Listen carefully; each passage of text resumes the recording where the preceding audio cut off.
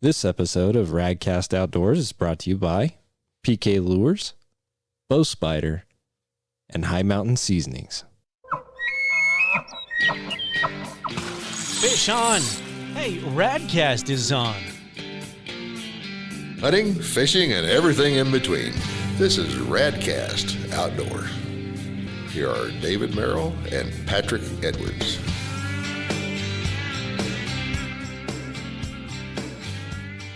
Well, hello and welcome to another episode of Radcast Outdoors. I'm Patrick Edwards.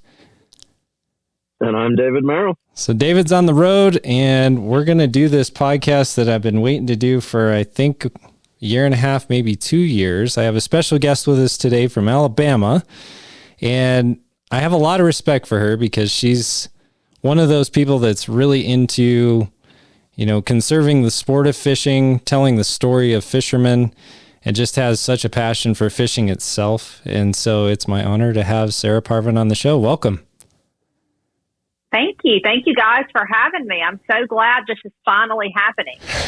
Yeah, it's been something we've had in the works for a little while. And well, like I said, it's been a bit, but you've been super busy. I mean, it's just been crazy how things have just kind of exploded for you. And we'll kind of get into that and talk about the Slab Lab and all that. But first, I just want to do, just for a second, have you introduce yourself a little bit to the audience, tell them who you are and kind of what you've been up to. Yeah, so my name is Sarah Parvin. I am in North Alabama, and my dad and I grow copper-nosed bluegill. And it's called the Slab Lab. And so... Yeah, we called it the Slab Lab. Yeah. So I wanted you to, we had an introductory call and we talked about this a little bit, but tell me about just as a kiddo, how you got into fishing and talk about just kind of, how that's materialized in your life over the years. Well, when I grew up, my entire family fished, my grandparents. And so of course I'm in the South here in Alabama, and that's pretty much what everybody does here. They hunt and they fish. So when I was younger, my dad would take me out fishing, and my granddad and him would fish every Saturday and Sunday, and they would get up at 3 a.m. They would go out and they would fish, and they would fish for supper. So it wasn't like just, for sport. They actually brought back what they caught, and my grandmother would spend the evening, cooking up all that fish, and she had the best homemade hush puppies you have ever had in your entire life. But as I got a little bit older, I actually got away from fishing and really pursued the career in real estate that I have now. And then once I sort of realized what we had going on at the Slab Lab with these massive copper-nosed bluegill, it just reminded me of being a kid again, right? Like being out there with my dad and just the memories that these bluegill brought back to me. Because for most anglers, this is the very first fish you catch is a bluegill. And just at the level we have them, they are sport fish. They rival catching smallmouth bass. They rival catching double-digit largemouth bass. Like, they are absolutely incredible. So, yeah. So was there a moment, when you were growing up that was kind of that time that you got hooked, or that trip that you got hooked, where you decided that fishing was just the thing that you wanted to do as a kid? Yes. So I remember very clearly. I was on the boat at the Slab Lab. My dad and I had a little John boat, and I was an unruly teenager. I got into a lot of trouble. So this particular day, instead of being able to go do things with my friends, he said, "You're going to come fish with me, spend some time with me, and he'd talk to you. You're misbehaving." We got out on this boat, and I'm not kidding you, sun up to sundown, we fished. I was not allowed to go to the bathroom because we were on the fish. That was the rule. No bathroom breaks. If you're catching fish, you're not leaving. And I remember in that moment, it was weird because I was like 16. I remember thinking, this will be a day I won't ever forget. This will be a core memory for me. And I will think back on this time and on this day, and I will remember these moments with my dad. and it still sticks out with me. It still sticks out to me. And I just remember at that point in time, you just know, like, I will never forget this. This is writing on the character of who I am right now. So, but he still is like that. If we're out there fishing together and we're on fish, we're not allowed to move. We have to stay there catching the fish. I can understand that.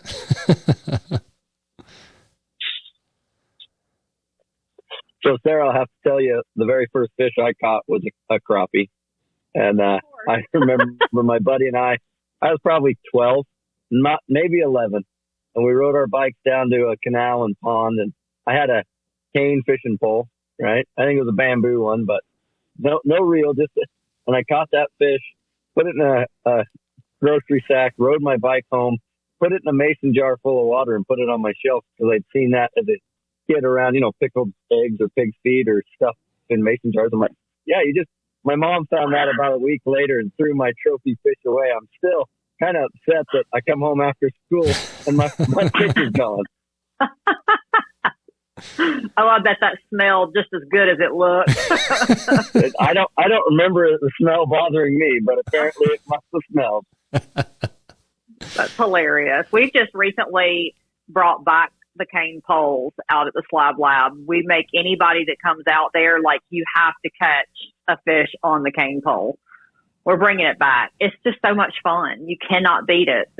It's so much fun. I picked up one, I think it was like 3 years ago, and I'm going to take it with me in June when the crappie are spawning at one of the particular places I like to go, and I'm going to have a blast with it because it's like a 10-foot pole, and you just stick it in there, watch them hit it and pull them out. I mean, that's one of the most fun things. And, you were talking about kids. A lot of the times their first fish is like a bluegill, especially down south. I mean, they're everywhere. They're in every pond. They're in every lake, and they're very accessible. Well, here in Wyoming, it's brook trout are kind of the big fish that you can catch anywhere in any of the streams and whatnot. So, you go up into the mountains and you fish these little creeks and you catch these small brook trout. So brook trout are kind of like Wyoming's version of that. We do have bluegill, but just not near as plentiful as you guys do. But I remember being a little kid and doing that. And I mean, that's a lot of fun. You want to get somebody interested in fishing, go catch a bluegill, go catch a brook trout. I mean, they'll get you hooked because it's exciting. It's fun to watch them take it, and it's fun to catch them. It is. It's a great starter fish. I think too, like trying to teach people the basics of fishing. So I feel like once you get the bluegill to a certain level, like we have, that's where it sort of crosses over almost into that sport fishing, if you will, because they are just such a different animal at the 2+ pound mark. These fish are incredibly different once they surpass that weight, and the way that they eat, the way that they fight, everything changes at that mark. So it becomes really interesting, especially when you're using a cane pole or even like a micro light. I just cleaned out my dad's garage the other day and came across all of these micro light rods from the 1980s. I mean, there's G. Loomis micro rods in there, a couple of custom microlight rods that he had. And I'm telling you, you can take the tip of that rod and bend it into a perfect circle. It has no backbone. It is like a twig.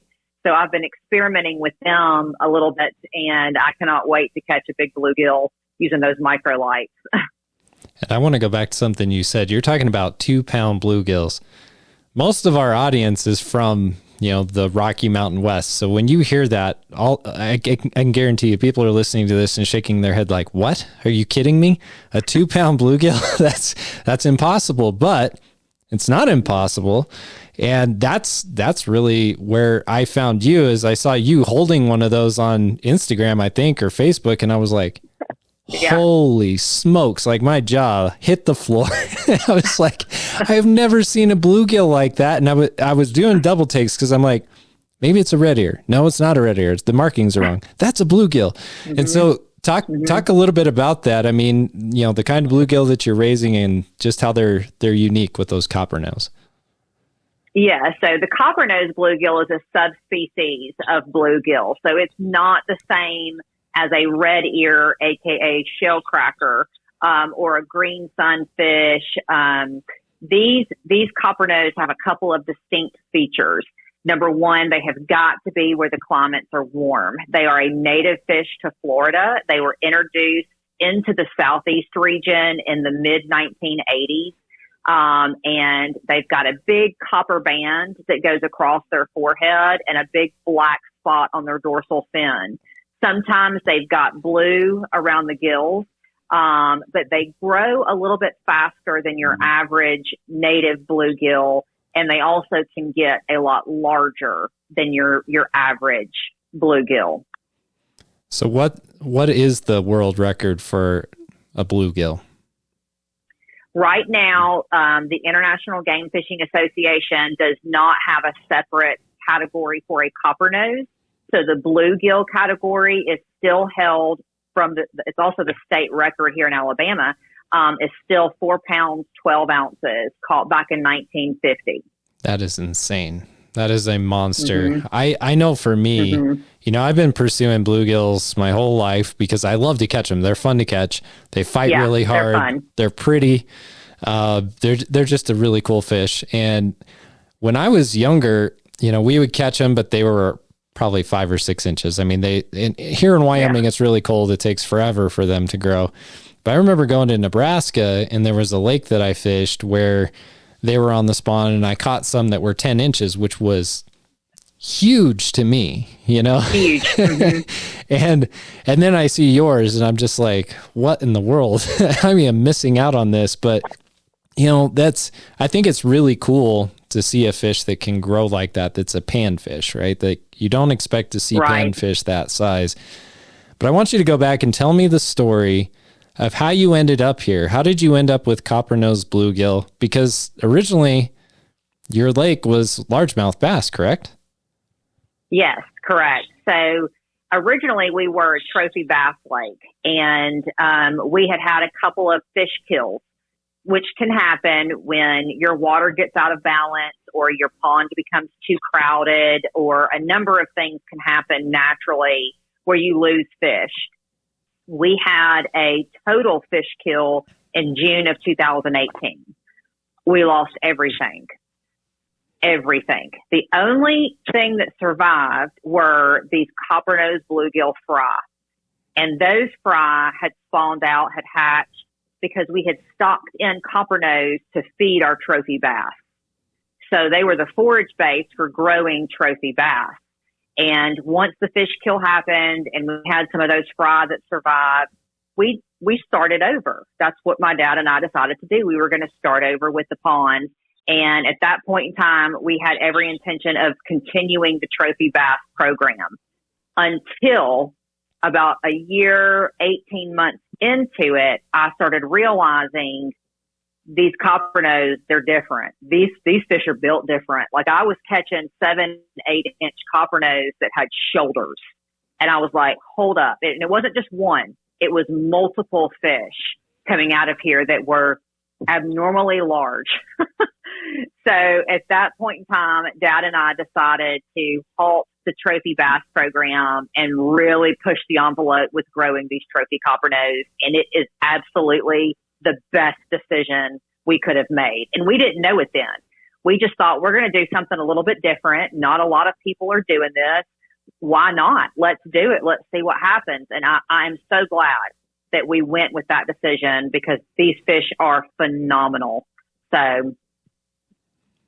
So what kind of pushback did you get when you went that route versus largemouth? Because, I mean, down south, the king is the bass. I mean, bass are king in the south. Yeah. So, depending on where you're at, some places love catfish too. But, like, by and large, bass fishing is the big deal. So how did that go over? It did not go over very well in the very beginning when I first started sharing the fish. Just about everybody in the industry laughed at me. I mean, I'm serious. Like, they laughed at me. It's just a panfish. That's a kid's fish.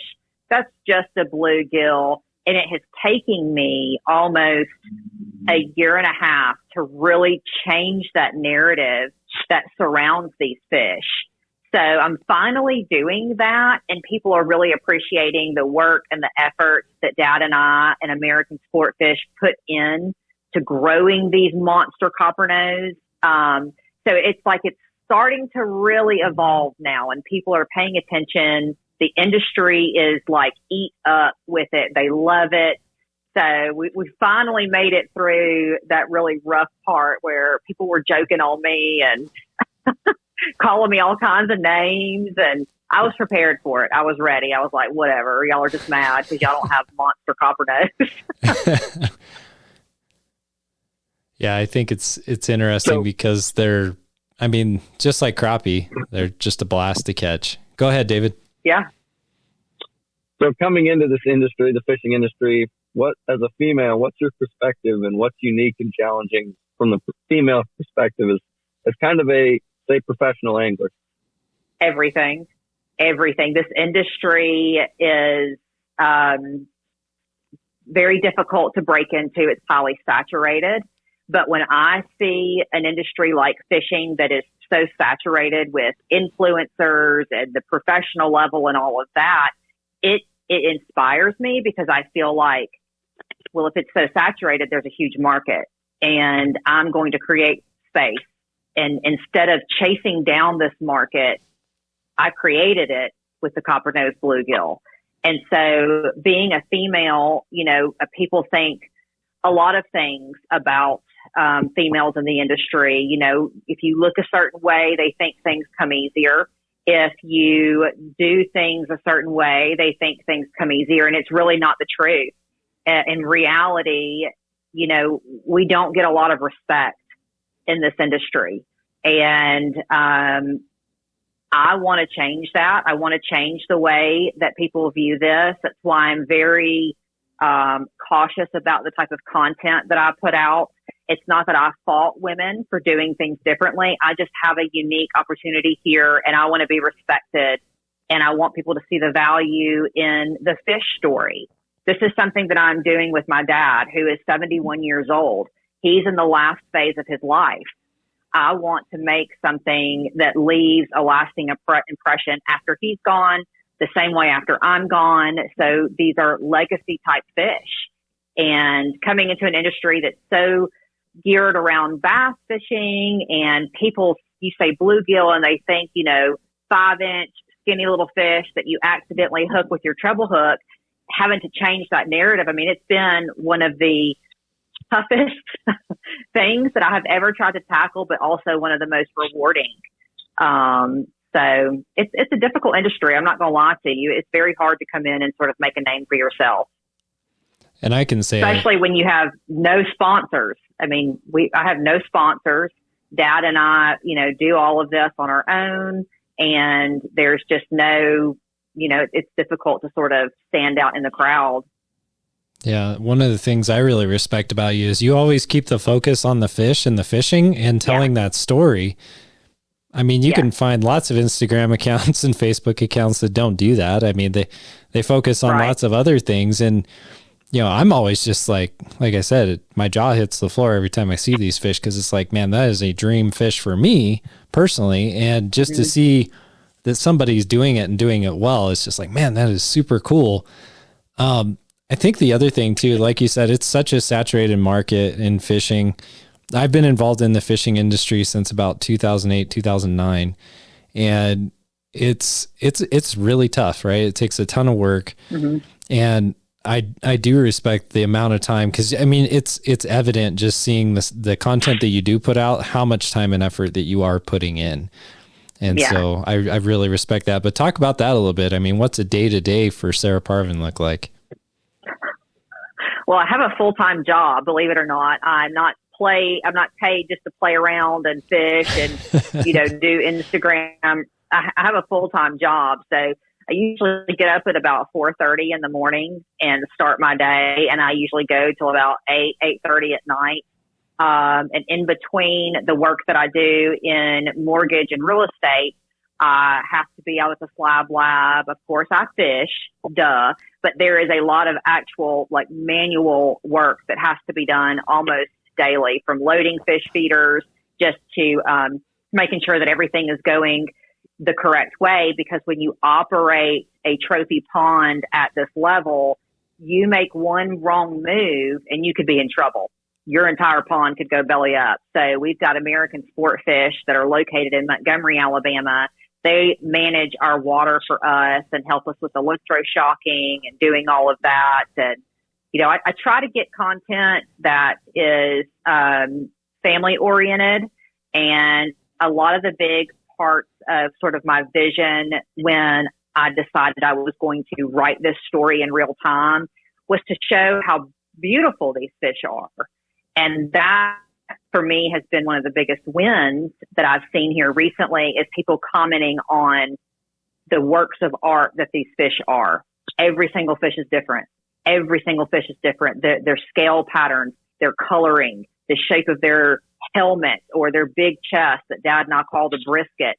It's like everything about these fish has got people paying attention to the fish, and that is what I want. So it takes a little bit of effort to get pictures just right. And, you're in a natural environment. You're dealing with a living creature.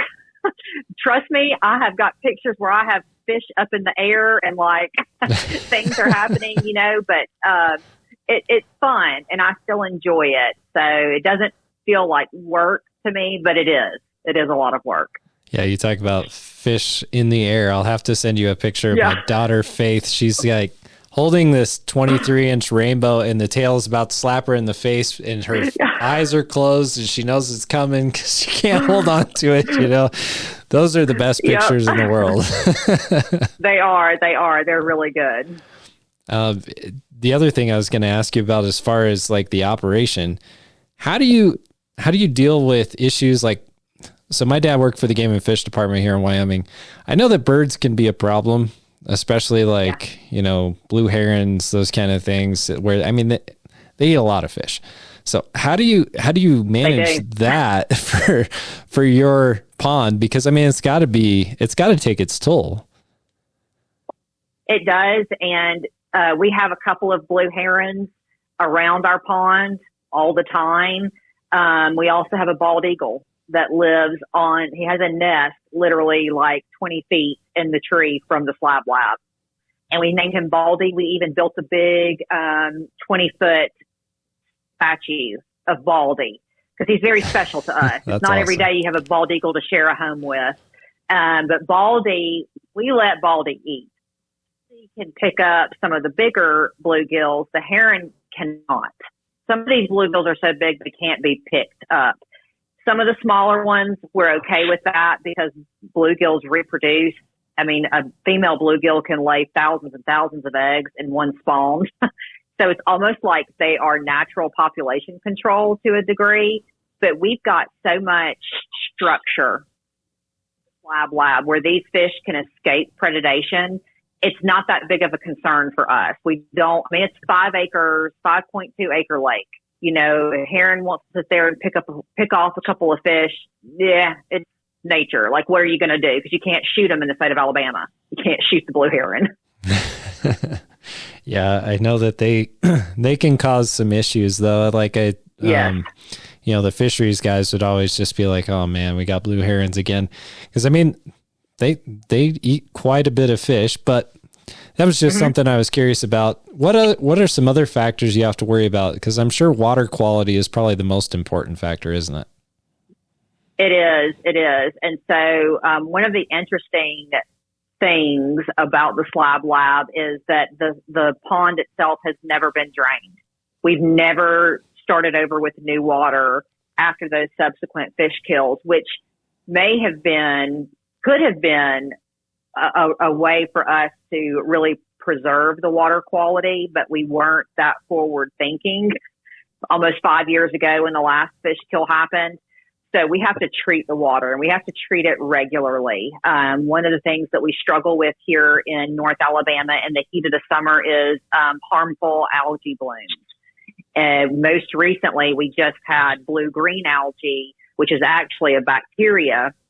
We had it so bad this past spring, it took almost 5 months for us to clear that using copper and things like that. So managing the water is a full-time job out there. I can't even imagine. I mean, Yeah, it's a lot of work. That is a lot of work. Mm-hmm. What is the ultimate goal of the Slab Lab?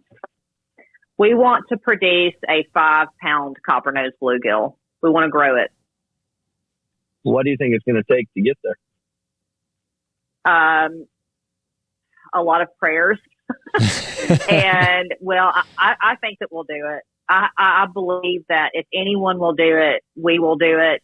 And I think we are a matter of time before you'll see it, before it happens. So what happens when you achieve that goal, that 5-pounder? What are you going to do after that? We'll start over. We'll move on to some sort of hybrid sunfish, maybe possibly try to feed train some red ear. We'll do something different. Yeah. There was a lake that was here in Wyoming that had a hybrid. It was like a green sunfish bluegill hybrid. Mm-hmm. And they were one of the coolest looking fish I had ever caught. I mean, and they were decent size. You know, they had the little bit extra length, kind of like a green sunfish, but then they had that kind of tank-like body of a bluegill. And they had they had the green, and then they had those, you know, kind of stripe patterns on the tail. They were super, super cool looking, and that lake winter killed. So that was a big bummer. And I think that they restocked it with bluegills, and then they put tiger muskies in there to kind of keep things, you know, keep the environment. Which in control. Yeah, which brings me to another question. What other species are in your lake besides just the coppernose? We have tiger bass, which is a Florida and a northern strain bass cross. So it's a hybrid bass. They help keep the bluegill population in check. We also have red ear that are in there, and y'all will hear it first. We have seen some hybridization occur where a red ear and a copper-nosed bluegill had a baby, basically, and we call them gill cracker. I don't know if that's the scientific term, but I like it. We've got some gill crackers, and those gill crackers, you know, that we could get them 5 pounds fairly easily. So pretty exciting. We got crappie too. We got crappie by accident. The crappie were not intentionally stocked in there. So one of my dad's friends thought he was doing us a big favor and dumped a bunch of crappie in the lake. So we are not thrilled about that. So every crappie we catch comes out. It doesn't get released. Yeah. So I'm assuming down there it's white crappie. Is that what's in there? Yeah. Yes. Okay. Yeah, we've got white and black crappie up here, and those can eat a lot of fry. There's no doubt about it. They sure can. And I mean, they compete, you know, for forage with those bluegill, and crappie can get big too. You can get 3 and 4 pound plus, especially down here in the South. So they become a predator at that point. They're not just a little sunfish, and it's the same thing with these bluegill. Our bass population is crowded, so our bass are stunted out. Because when you've got trophy pond management, you have a thing called water capacity. How much biomass can your water hold? Do you have the water to hold a monster fish? Because that's what you have to have. And so that's why we have to selectively harvest so often. We're pulling fish out and to keep our water capacity where it is happy and can maintain these large fish. That makes a lot of sense. So what do you do? Yeah. Do you have to cull fish? Like like you said, you're taking some out. Is it just like you bring kids in to fish it, or you guys fish it and take some out? No, we have American sport fish that comes up with the electroshock boat, and we shock all the fish up, and then they are taken in these big trucks, which are huge live wells. They are transported back to the hatchery, and they are sold to other pond owners to stock other lakes for forage for growing trophy bass, things like that. So they are not wasted. And that brings me to a good point because, you know, we don't want to waste any of these fish. We care for them. We obviously feed them. We maintain their habitat. We try to give them the best chance to not only survive, but thrive. So none of these fish are just like throw away. No. They go back to someone else's water. Occasionally, I will let people keep a fish under 9 inches to eat, which I think is a great, purpose to have those fish. If you're going to eat them for supper, that's fine. But none of them are just sort of like cold out and left on the bank or anything like that. Yeah, no, that's really good to hear, because fish conservation is so important. And I mean, you're putting in a ton of work to actually have these fish thrive, as you said. So, but bluegills are one of the best table fare of any fish. I mean, bluegill and crappie, walleye, yellow perch, those are like top of most people's lists. And so I can imagine that people that get to have some of those are pretty excited about that. They are. We did an electroshock, and I guess it was earlier this fall. We took out a bunch of fish, and some of them kind of like puny, stunted looking fish, if you will. We just dumped in a cooler, and I took it down to the local bait store here. It's called Buster's Bait and Tackle, and the guy that works behind the counter, he always gets the hookup on worms. I took a big cooler of bluegill, and I mean, you would have thought he just hit the lottery. He was so excited. I'll bet. I'd have been excited too, and I'd have had a fish fry. That sounds really good. Yeah. So what are your thoughts on catch and release versus, taking fish? Because I fly fish and I bait fish, probably 50-50 now that I hang out with Patrick. Yeah. So I'm as excited to have a fish to put in the freezer as I am to put one back. And it all kind of depends on the day and the time and the species. So what are your thoughts on, selective harvest versus catch and release? I think that it depends on the water that you're fishing and what the requirements are. There are certain length or weight requirements for fish that you can keep or fish that you need to release. I think that is a great first step, and a lot of DNRs have those guidelines in place. Catch and release to me is, I want to keep a certain fish's genetics in the water as long as I possibly can. I want there to be as many chances for these genetically superior fish, which are going to be fish of a trophy caliber. I want them to be in that water as long as they possibly can, keeping that line going, keeping those genetics going. Selective harvest, though, also plays a huge role in being able to have trophy fish, whether you're in a public lake or you're in a private pond.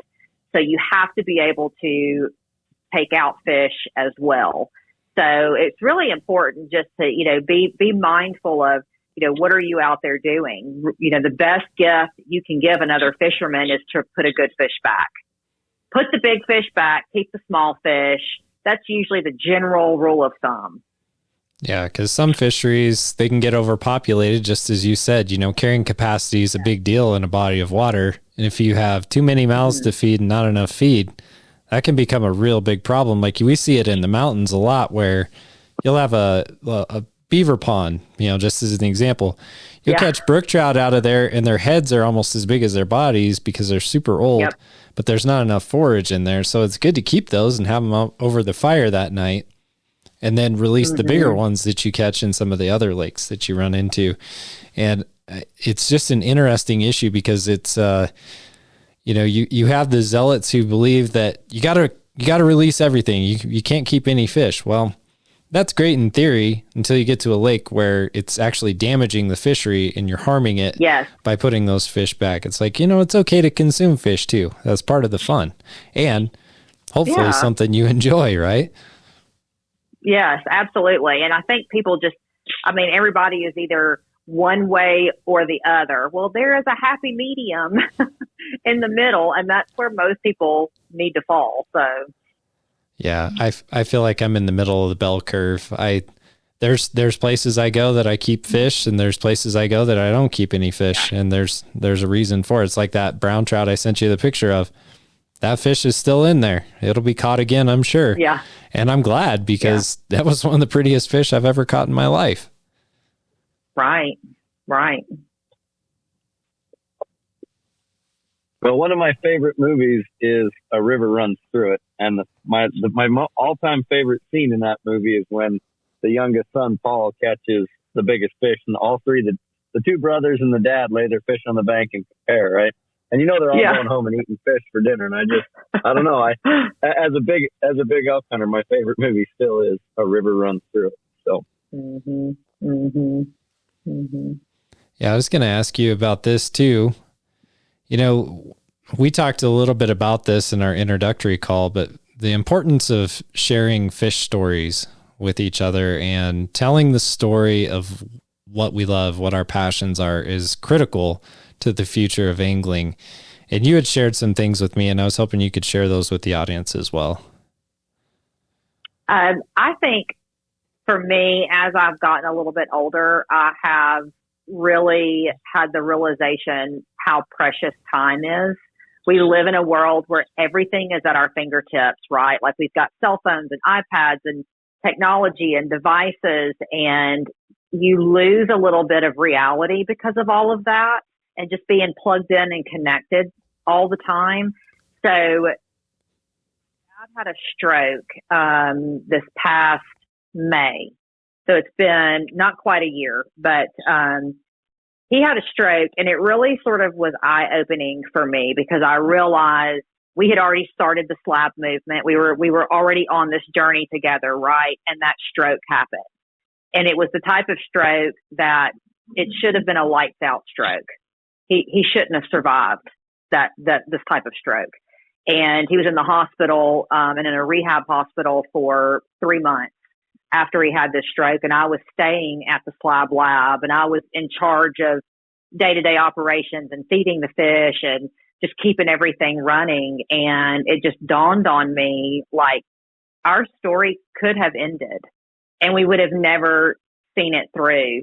And the importance of just keeping those fish stories alive, it has really become something very significant to me. And I'm not going to get emotional about it, but I will tell you that fish stories are one of those things that not only connect people from all walks of life. Everybody's got a fish story. If you don't have one personally, you've got one you can tell because your uncle told you or your grandma told you.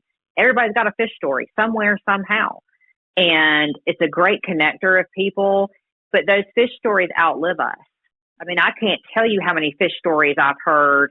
Just here the other day, I made a big post on Facebook and I asked people to share with me their fish story. And, 700 comments later, I could have written 8 books with the comments these people left me. And I felt like when I was reading these, paragraph after paragraph of comments, like I knew this person that was commenting.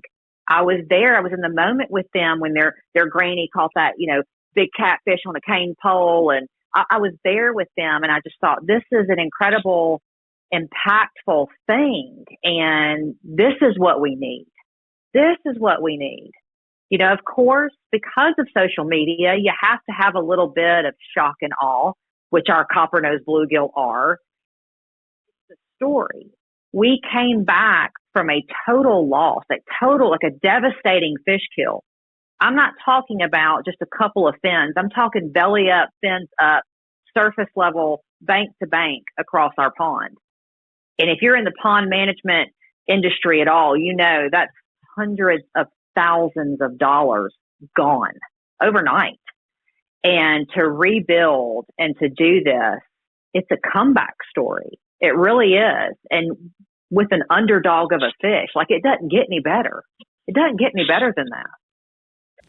I wanted to give you an opportunity on this podcast because the stories are so important. I want you to share one of your favorite fishing stories with your dad. Because one of the cool things, again, I had a fishing mentor. He passed away this past September from bone cancer, but I had him on the show the year before. And so now I've got a bunch of his fish stories that will live on forever. So I wanted to give you that opportunity. Tell us one of your favorite fishing stories with your dad.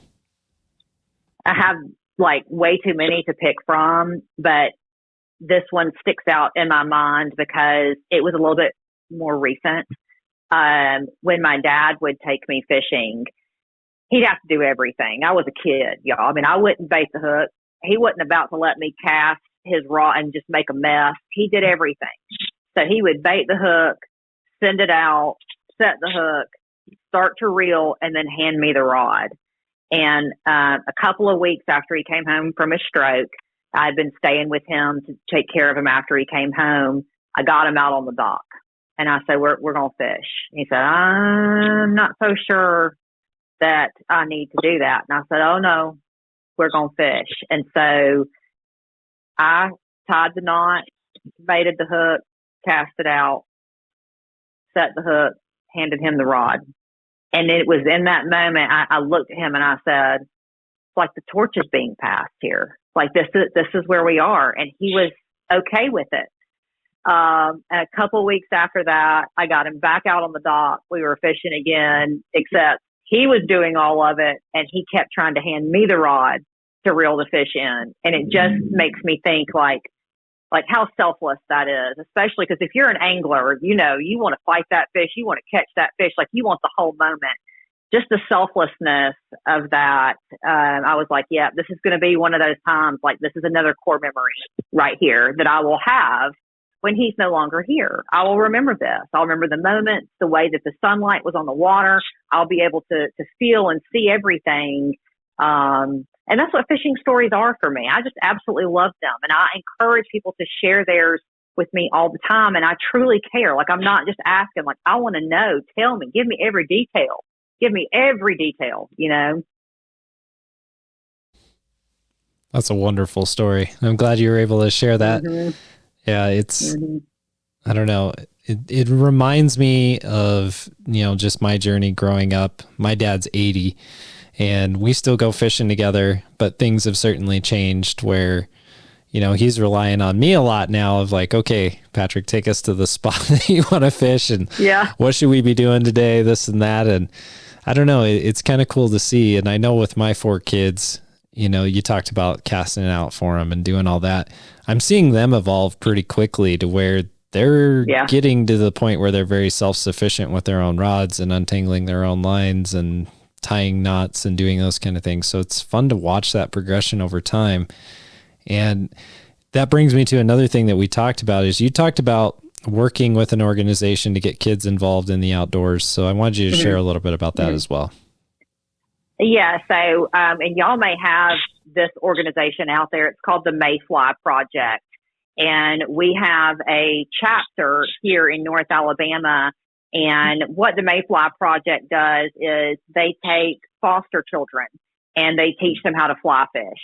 Every foster child that is in this project gets their very own fly rod. They learn how to tie flies. They learn like from start to finish.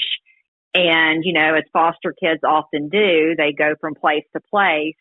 When they come through the Mayfly Project, they'll have that fly rod and everything they've learned, and that will be something that belongs to them, and they can take that with them from home to home.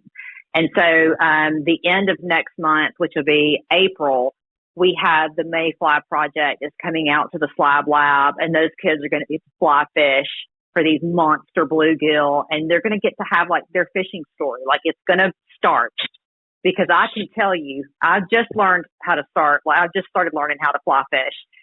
But you catch one of those 2-pound copper nose on a 4-weight rod, you're ruined. You are ruined. It is so much fun. That would be a tussle. But it's just so cool to be able to have a place like this where those kids can come out and they can put their skills to the test and actually catch the fish and maybe start them on the journey of, you know, finding a forever hobby with fishing. So that's the hope I have for it. That they fall in love with it and they never want to do anything else but fish.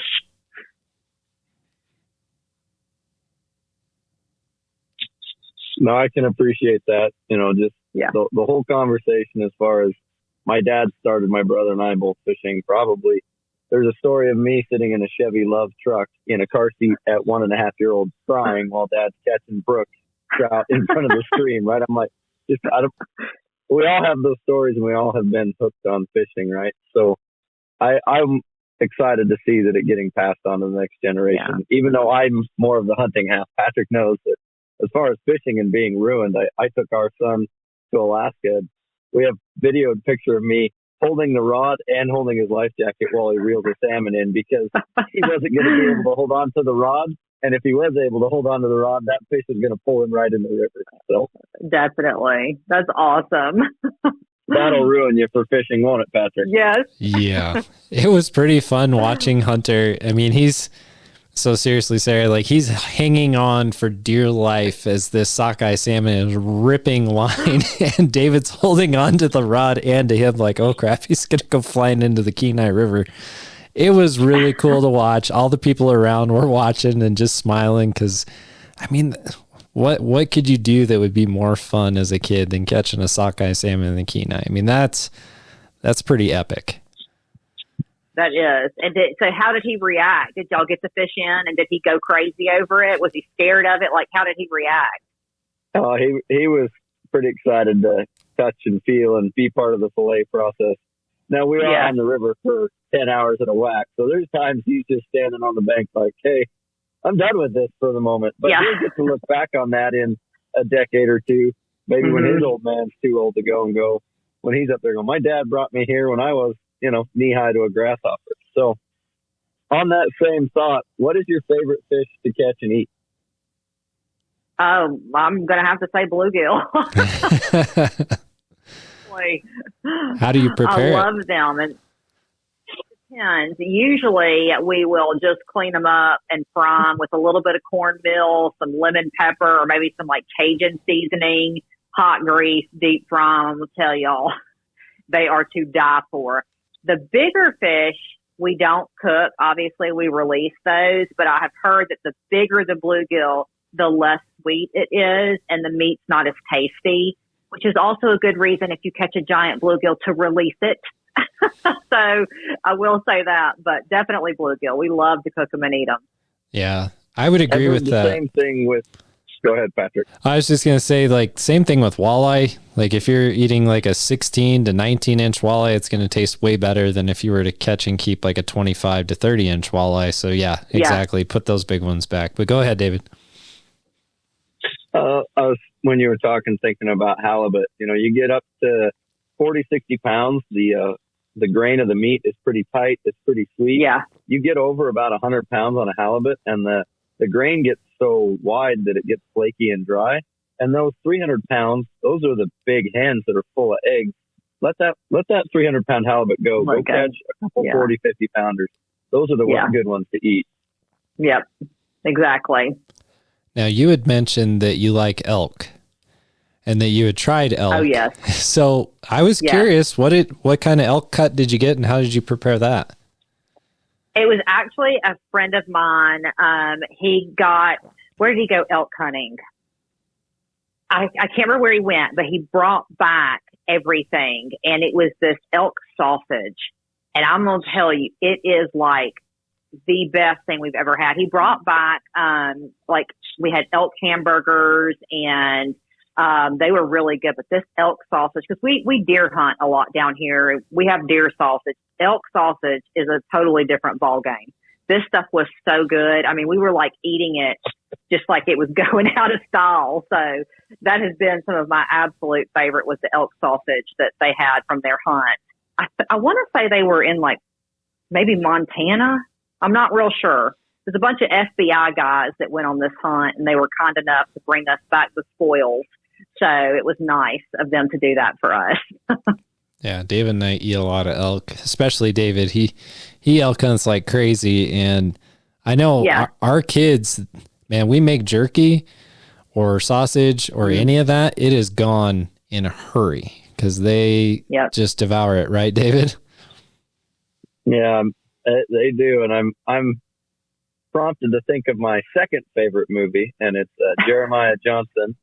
And, there's a quote in there, I can't understand people down in the valley trying to eat hogs when you could be up here eating elk, right? Eating elk, yep, exactly.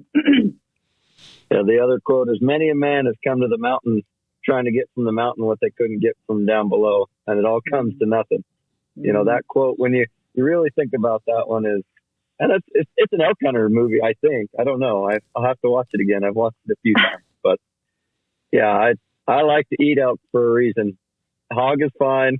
I will trade lots of elk meat, lots of elk burger for lots of white fish. I do like some cornmeal fried fish. So It's good. anytime you come out, you bring a cooler full of fish, and I'll trade for a cooler full of elk. I got you. Listen, I will do that because I actually do. This is so off topic of fishing, but I follow a carnivore lifestyle. So I only eat like meat. That's pretty much all I eat, and some fruit occasionally. So I eat a lot of meat, like deer heart. I eat the organs. I eat all of it. We eat nose to tail. We're going to eat the nose to tail of that animal. If we actually have to take out that animal, it's going to do more than just throw me a couple hamburgers. We're going to make no waste of any of it. So, yeah, well, that's something I shared with y'all. Over here eating elk heart. Patrick and I have had this conversation already. I've been on the road doing trade shows for 3.5 months. And when I'm home, I think they call it paleo, but that's just what we have. We have protein that we've procured. So we eat elk at my house. Patrick eats elk at his house. And then the wife will throw some sort of vegetable on the side of that. And I stay, pretty lean and trim and mean and fit. I've been on the road eating at, you can name any one of the big name fast food joints, and I'm the heaviest I've ever been just because of living on the road eating this garbage food. So I'm looking forward to having jerky and broccoli and some steak. Well, speaking of food, I do want to talk about one of our sponsors, which is High Mountain Seasonings. And Sarah, I'm going to send you a special seasoning to try on your bluegill after we get done with this podcast. But if you guys haven't tried High Mountain Seasonings yet, you got to do it. It doesn't matter if you're cooking bluegill or if you're cooking elk or if you're cooking moose. Makes no difference. They've got something for anything that you're going to cook. I do lots of smoked fish. They have great smoked fish brine. So go to himtnjerky.com, check out High Mountain Seasonings.